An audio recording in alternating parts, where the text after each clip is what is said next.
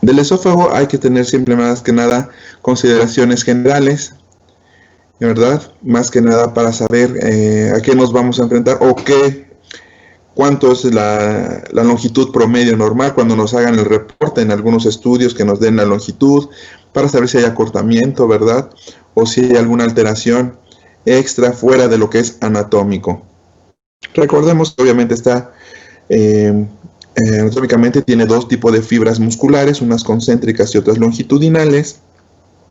Tiene un sitio de inserción o de origen a nivel de la C6 en lo que es el esfínter esofágico superior y en la unión esófago-gástrica a 3 o 5 centímetros por debajo de la crura diafragmática es el sitio de inserción normal, ¿de acuerdo? Con una longitud promedio de 30 centímetros. La mayoría de los pacientes es la longitud normal que presentan.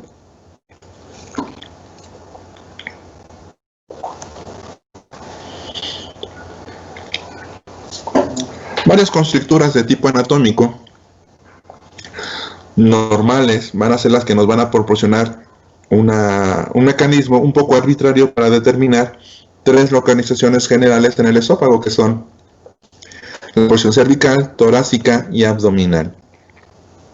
¿Cuáles son estas constricciones? Pues es el callado aórtico, el bronquio principal izquierdo y la crura diafragmática. De manera arbitraria, es como nosotros la vamos a dividir.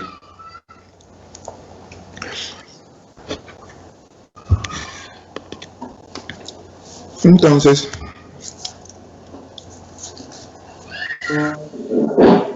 vamos a tener aquí cierto tipo de patologías que obviamente, ¿para qué nos van a servir estas divisiones o constricciones fisiológicas? Pues nos van a ayudar a establecer diagnósticos y nos van a permitir tener una relación en cuanto a la posición de las lesiones para saber a qué nos estamos enfrentando. ¿A qué me refiero? Pues que la mayoría de las veces en los casos cuando veamos CA, se reporta que los 2/3 superiores esofágicos presentan un tipo especial de CA y que el del tercio inferior o de la unión esófago-gástrica es el que con mayor medida presenta, ¿verdad?, cáncer adenocarcinoma. Eso lo vamos a ver posteriormente.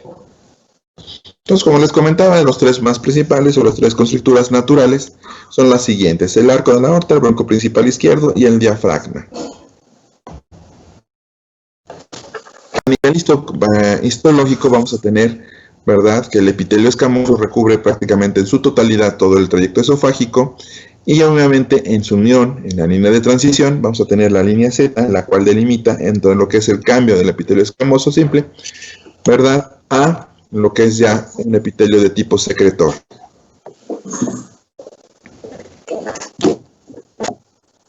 Algo que es muy importante cuando veamos la patología en general, tanto de reflujo como por quemaduras, como todo aquel proceso inflamatorio que conlleve alguna alteración a nivel mucoso, es su afectación de los plexos, ¿verdad?, de tipo neurológico, o lo que se le conoce como plexos mioentéricos, que le dan su autonomía a todo lo que es el sistema gastrointestinal para un funcionamiento más adecuado.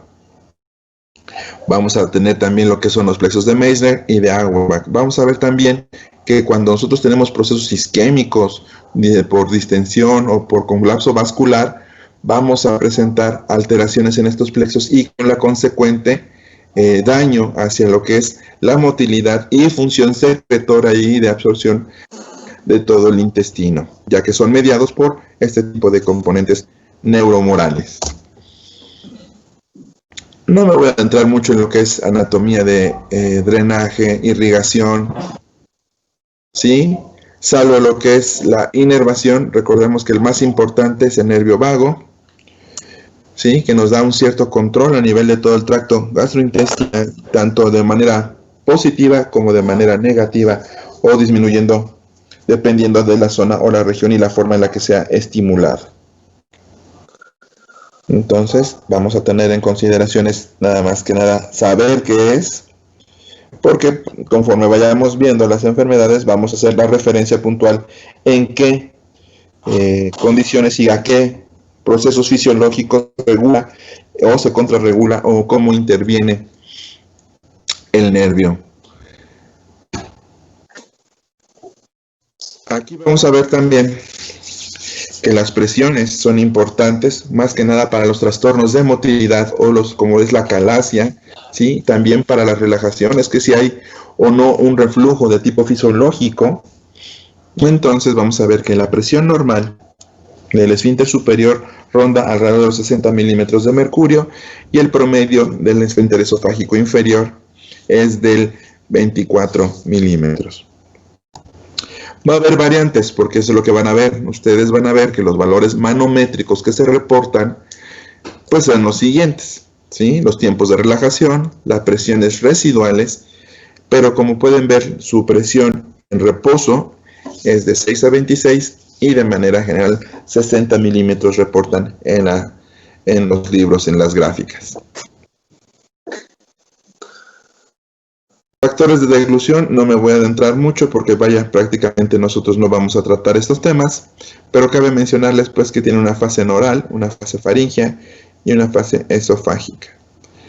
Parte de lo que viene siendo dentro de los mecanismos de deglución es que la saliva es uno de los componentes que participan en el aclaramiento esofágico y en las barreras de defensa en contra del reflujo gastroesofágico. ¿Y ya que me refiero? Porque es cuando nosotros tenemos una relajación de los músculos faringeos que nos permiten que el esfínter esofágico permita el paso al bolo alimenticio, ¿sí? Y obviamente aquí tenemos esto, que son las contracciones de tipo peristálticos primarias y secundarias. Las terciarias ya no sirven, son prácticamente espasmos descoordinadas y no nos tienen ningún tipo de sistema propulsivo.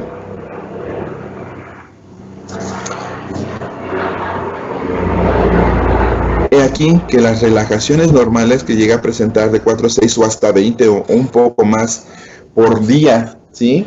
Son normales, pero el tiempo y la duración de estas son las que va a pautar su intervención dentro del mecanismo del reflujo gastroesofágico. Ahora bien, vamos a lo que es la patología como tal.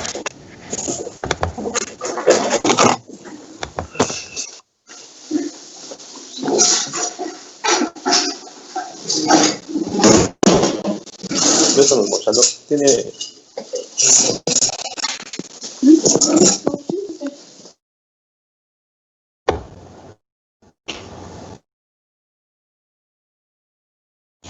Lo que les comentaba, mis médicos, de las constricciones que van a ustedes a presentar, pues es importante. Les comentaba que es desde la faringe hasta lo que viene siendo el callado aórtico, lo vamos a considerar como la porción superior, ¿sí? Y ya de lo que es el callado hasta la parte final de donde está el bronco principal izquierdo, lo vamos a considerar como esófago medio, y todo lo que es por encima de la crura y parte de lo que es lo vamos a considerar como abdominal.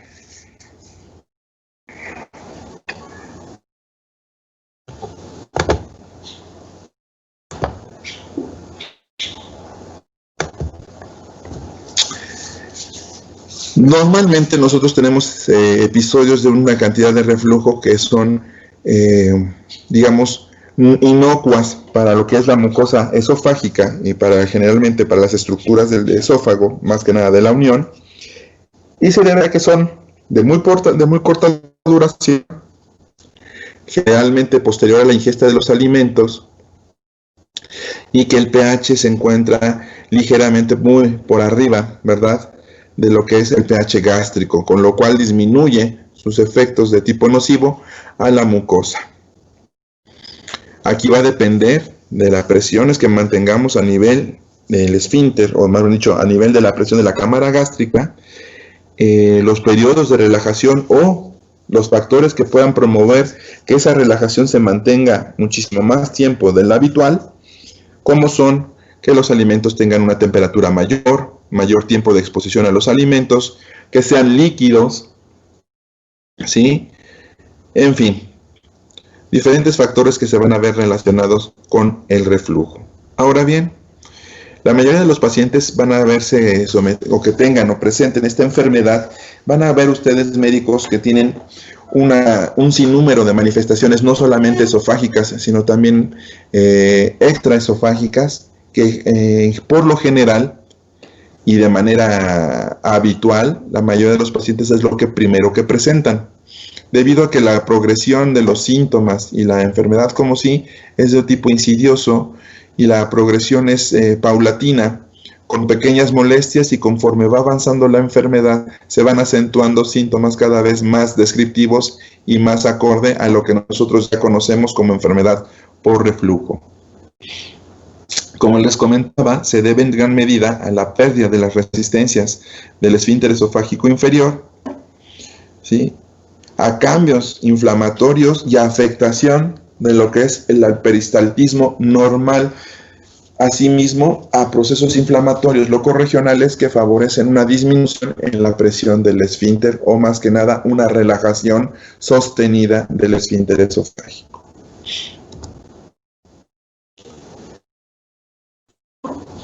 Del 3 al 4% de la población en general, ¿sí?, va a presentar algún dato o tiene enfermedad por reflujo. Es más de pacientes añosos o después de la quinta década de la vida se presenta con mayor medida, debido a, obviamente, a una disminución paulativa en la fuerza y en el tono del esfínter, y asimismo por factores asociados. Las embarazadas presentan este tipo de alteraciones casi hasta en un 80%, y obviamente las complicaciones más frecuentes en el hombre pues es la esofagitis y el esófago de Barrett. En las mujeres es raro, tienen factores otros agregados que les ayudan a protegerse, pero aún así también llegan a presentar las mismas complicaciones. ¿Qué es lo que vamos a ver? Que la disfunción, como les había comentado, la larga estancia de alimentos generalmente de tipo líquido, una alteración en cuanto a la funcionalidad del esfínter y una falta del aclaramiento, quiere decir con una disminución en la distancia que existe desde el diafragma hasta la unión esófago-gástrica, una disminución en el contenido de bicarbonato por parte de la saliva y una falta de motilidad. Esos son los factores que se van vinculando de manera progresiva y asimismo permitiendo que el contenido gastrointestinal, que generalmente es ácido, vaya dañando la mucosa, consecuentemente la submucosa, llegando hacia los plexos mioentéricos submucoso y dañándolo, promoviendo aún así más que el esfínter pierda mayor tonicidad y favoreciendo con mayor medida el reflujo.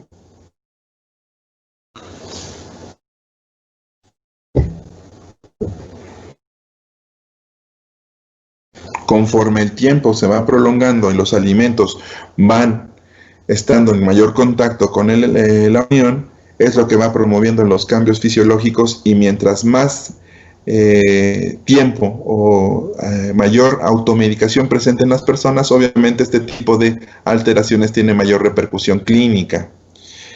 ¿Por qué los líquidos y mayor temperatura? Pues recordemos que todo lo que son los elementos que elevan su temperatura tienden a dilatar, ¿verdad? Entonces recordemos que mucha gente tiene el hábito, la costumbre de tomar los alimentos excesivamente calientes. Entonces este es uno de los factores, y aparte también posterior a la ingesta de alimentos, postrarse en cama, recostarse, tomar una siesta, en fin, hábitos que van propiciando que el esfínter poco a poco vaya perdiendo su tonalidad y que la enfermedad se vaya presentando con mayor medida.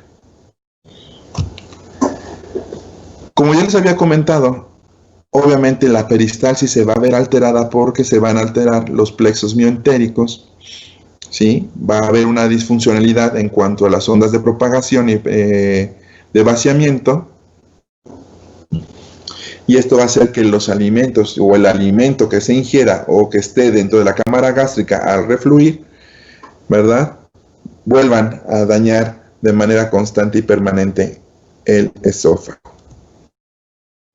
Como les había comentado, retrasos en el vaciamiento. ¿Esto qué quiere decir? Que también un daño propiamente dicho en aquellos pacientes que tengan factores comórbidos como son la diabetes, van a tener mayor predisposición para complicaciones tardías. No quiere decir que sean únicos, sino que al tener una mayor afectación de los sistemas neurológicos, ¿verdad? Generalmente más los pacientes diabéticos van a cursar con retrasos en su vaciamiento gástrico, no van a tener la misma función y el tiempo de exposición. Recordemos que mientras más tiempo esté el contenido o el alimento en la cámara gástrica, distiende, y esta distensión favorece o estimula a mayor medida la secreción ácida gástrica. Asimismo, como les comentaba, la disminución en las concentraciones de bicarbonato a nivel de la saliva va a favorecer que el ácido que se encuentre a nivel esofágico dure mayor tiempo y tenga menos capacidad de amortiguamiento o de buffering. Y entonces estas son las manifestaciones que generalmente a ustedes les van a referir sus pacientes. Dolor, como es la pirosis, los datos, ¿verdad?, del reflujo, la regurgitación, la disfagia, en algunos casos graves obviamente datos hasta de hemorragia, hipo y halitosis. A nivel extraesofágico, unas de las más frecuentes son las de tipo otorrinolaringológico, como son las faringoamigdalitis de repetición, las neumonías, tos, dolor torácico, en fin. Y asimismo también los pacientes son en la mayoría de las veces referidos por los odontólogos porque presentan cambios a nivel del esmalte de los dientes.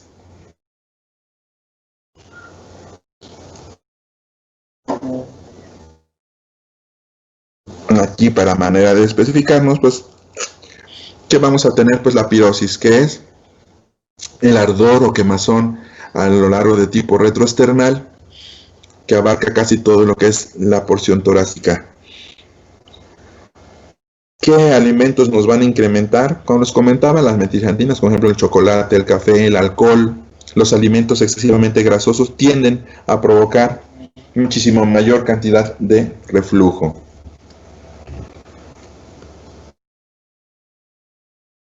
Lo que les comentaba, la tos, la ronquera y las neumonías de recurrencia, así como las faringoamigdalitis, son datos que nos hablan que también puede haber un esfuerzo o de una alteración a nivel gastroesofágico.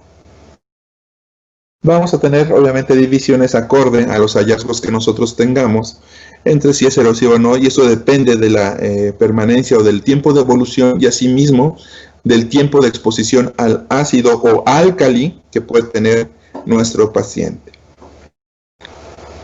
Una de las complicaciones ya tardías más importantes y que tenemos que tomar muy en cuenta, pues obviamente es la metaplasia o el esófago de Barrett, ya que a partir del diagnóstico de esta complicación tenemos un periodo de ventana o un periodo de gracia en cuanto a llegar a presentar o a desarrollar de hasta 10 años. Eso no quiere decir que todos los pacientes a los 10 años van a desarrollar cáncer, obviamente no, pero en algunos puede presentarse antes, dependiendo de los factores asociados y del tipo de metaplasia que ya tengamos. ¿Cómo vamos a establecer el diagnóstico de este tipo de pacientes? Mis médicos, muy fácil, la mayoría de las veces es mediante un criterio endoscópico. ¿Y qué es lo que vamos a ver? Bueno, vamos a ver lo siguiente. En este tipo de estudios,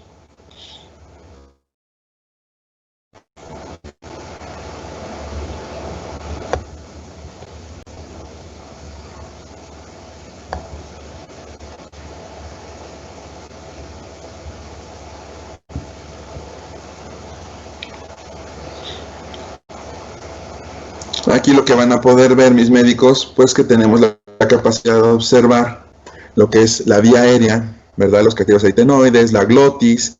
Observamos nosotros aquí, a manera general, ustedes pueden observar. ¿Si alcanzan a ver el video, médicos? ¿No se ve? No, doctor. Doctor, no se ve nada. Voy, médicos, voy.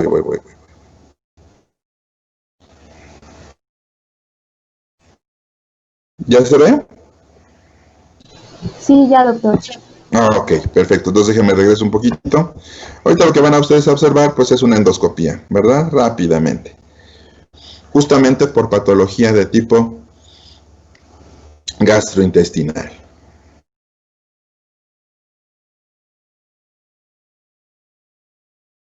Sí, en manera general ustedes van a ver las estructuras, observan el eritema que se aprecia, ¿sí? Ligero edema, obviamente esto es lo que condiciona los cambios como son la tos, la ronquera, de los pacientes que presentan reflujo, ¿sí?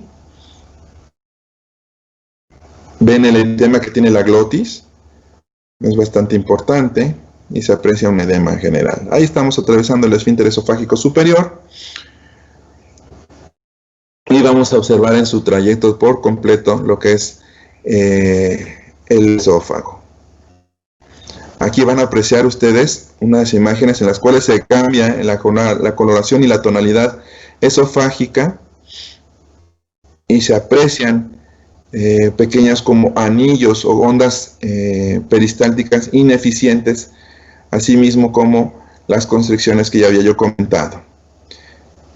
¿Sí? Ahí estamos cerca del callado aórtico, lo pueden ver hasta como, ¿verdad? Palpita, pulsa. Ya pasamos la de que es el bronquio principal izquierdo, ya nos dirigimos hacia la crura diafragmática. Si pueden apreciar, se observa un patrón nodular en todo lo que es el esófago, ¿sí? Asimismo como trayectos venosos importantes. Es un paciente que cursa con una hepatopatía crónica, aún no desarrolla como tal la enfermedad varicial esofágica, pero ya está con indicios y principios de la misma, asimismo con una esofagitis severa, importante en prácticamente todo el trayecto esofágico. Esos cambios que ustedes observan a nivel de la mucosa, esas erosiones como tipo también, datos no son ulceraciones, pero van o pintan para en un futuro desarrollar un poco de esto. ¿Sí? Se aprecia un color y un aspecto eritematoso y unas ondas peristálticas. Ustedes observaron que solamente se agitan, mas no presenta una onda como tal que sea propulsiva. A nivel de la unión, mis médicos, ustedes ya acá acaban de ver, lo que valoramos es si está o no por debajo de la crura diafragmática y en la coloración y tonalidad de la línea Z o la unión esófago-gástrica. ¿Sí?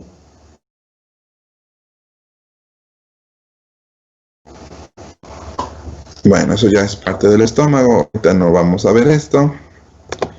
Bueno, lo que quería que ejemplificara para que ustedes tomen en cuenta.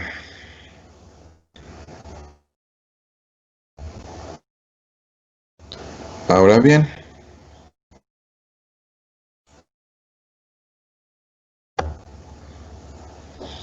como ya vieron, entonces es ahí donde nos basamos para poder establecer los criterios diagnósticos de tipo endoscópico, ¿sí?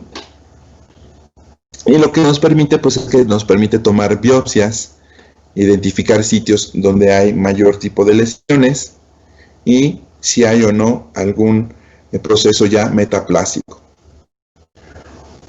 En la enfermedad por reflujo, otro de los estudios posteriores o sin necesidad ya de un evento endoscópico es la pHimetría. Esta nos va a brindar la oportunidad de medir los valores y poder establecer qué tanto tiempo de exposición tiene nuestro paciente y si funciona o no, y también el tipo de lesión o el tipo de sustancia que está con mayor medida.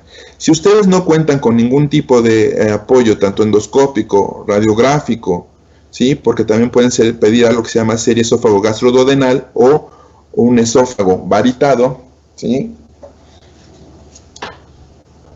Entonces, las pruebas indirectas, como son pruebas con inhibidores de bomba de protones, que les va a ustedes a dar una orientación en cuanto a su criterio diagnóstico. Como les comenté, otro de los estudios que les va a servir de manera general, pues es el estudio para determinar si es o no de un tipo alcalino, con bilirrubinas dentro de lo que es el contenido refluido. ¿Cuáles son los factores que predisponen para todo el tipo de complicaciones? Las deficiencias de tipo mecánico y el incremento a un pH, ya sea demasiado alcalino o demasiado ácido. como son los factores que ya les he mencionado a lo largo de toda la plática, que nosotros vamos a tener. ¿Qué vamos a hacer para tratar este tipo de pacientes? La gran mayoría de ellos, como podrán ver, con modificaciones del estilo de vida, que son cambio en los hábitos alimenticios, disminuir las comidas copiosas, evitar en gran medida los alimentos muy líquidos por la noche o después de cierta hora en la tarde, agregar protectores de mucosa o inhibidores de bomba de protones. Recordemos también que, conforme vamos a ver en otras patologías de tipo gástrico, el uso indiscriminado de bomba de protones, a finales de los años 90, principios del siglo XXI, se pensaba o se manejaba un criterio que podías tú dar un inhibidor de bomba de protones sin importar por mucho tiempo, dado que no se asociaba a ninguna complicación. A lo largo de los estudios y los metaanálisis que se han realizado, se ha visto que está vinculado directamente también con otra patogenia, que son las gastritis atróficas crónicas, y la cual se ve relacionada en gran medida con la aparición de tumores a nivel gástrico. Entonces, se prefiere tratamientos cortos para ver la respuesta del tratamiento de los pacientes, ¿sí? Y evitar en cierta medida la asociación a otras enfermedades. En caso de que requiera de cirugía como tratamiento, hay condicionantes para seleccionar el tipo ideal de cirugía a la cual vamos a someter a nuestros pacientes. ¿Y de qué esto? Depende de la contractilidad y la motilidad esofágica. Si nuestra contractilidad es normal, sí puede requerir o está indicada una cirugía total, o se le reconoce como cirugía de 360 grados tipo Nissen. Y en caso de que nuestra peristalsis no sea adecuada, podemos realizar un tipo de fundiculatoría parcial. Van a decir, doctor, ¿pero a qué se debe esto o por qué? Porque podemos llevarlo hasta a un grado de complicación tal, en caso de que la peristalsis no sea adecuada, y provocarle o producirle una pseudoacalasia. ¿Por qué? Porque nosotros lo que realizamos es un mecanismo de válvula que se favorece por la fermentación y el gas que se acumula dentro de la cámara gástrica. Al rodear el esófago, incrementamos de manera constante la presión y con eso cerramos. Y si se dan cuenta, pues cumplimos con también parte de los criterios de lo que favorece o lo que significa una acalasia, que es una hipertonía del esfínter esofágico inferior y una dismotilidad importante esofágica. Y asimismo, vamos nosotros a tener riesgo o lesiones cuando tenemos un daño mayor del 50% a nivel esofágico en cuanto a una motilidad demasiado disminuida. Entonces, mis médicos, ¿dudas o preguntas hasta acá? ¿Comentarios? ¿Agregados?